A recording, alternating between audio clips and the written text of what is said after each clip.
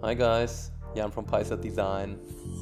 Finally, the 87th Geneva International Motor Show opened 2 days ago, and man, this year we have some truly amazing cars on display. In this video we will go through the best and the worst designs from Geneva 2017 and also present 4 new exclusive renders of upcoming models. But before I start, let me know in the comments which new model is your personal number 1 car of this year's show. And now, let's dive into it.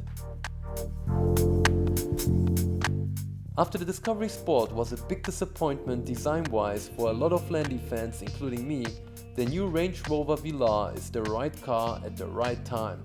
It's filling the gap between the entry-level Evoque and the Range Rover Sport. The Velar refines the typical design, has a more stretched body with the typical Range Rover proportions, modern LED headlights, huge 22-inch wheels, Tesla-inspired electric door handles and a very clean and futuristic looking interior. Finally, the new touchscreen console ends the era of the retro media systems once and for all. For the more extreme future Velar owners, there will for sure be a hotter version in form of the SVR model with a more powerful V8 engine and a sportier look as we imagined in these renders here. When the SVR hits the market is up for speculation for now. Let's hope we don't need to wait too long. The Velar was a big surprise for me. It looks almost too good to be true and will for sure convince some potential Range Rover Sport buyers to enter the family one class lower. Thank you Porsche, thank you for the Panamera Sport Turismo. The Panamera, as it should be right from the beginning, a stretched 5-door 911 with the iconic curves. The front half is identical to the sedan, the hatch nicely completes the roofline with an integrated spoiler. It now really looks great, like a 911. I love it, and I bet they sell a ton of these. Thank you, well done Porsche, this is stunning. This car was hyped months before the public reveal. A bunch of renders hit the web showing a 4-door AMG GT. We all expected to see something very close to that, but surprise! It looks like a much sportier version of the CLS. This is the third AMG developed model after the SLS and the GT, hidden under some concept car parts. Some key elements are the aggressive front with adaptive aerodynamics and the Panamericana grille. The oversized center exhaust will for sure not make it into production. It shows muscles but stays elegant at the same time. Beautiful. We rendered an exclusive preview of the AMG GT4 in production trim and this car will really stand out. Can't wait to see this thing in person, I'm sure it looks even better. Good job Mercedes. Let's quickly go through 3 more designs I liked without much talking, and right after we should take a look at the worst designs from this year's show. See you in a minute.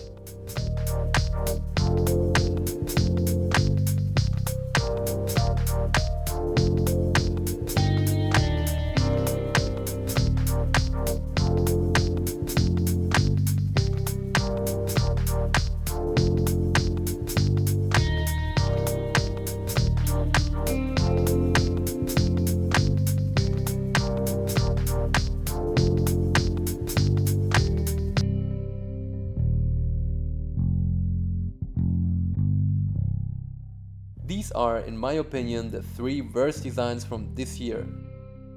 Ever wondered what happens if a Lamborghini Huracan has a baby with a tuned GTR?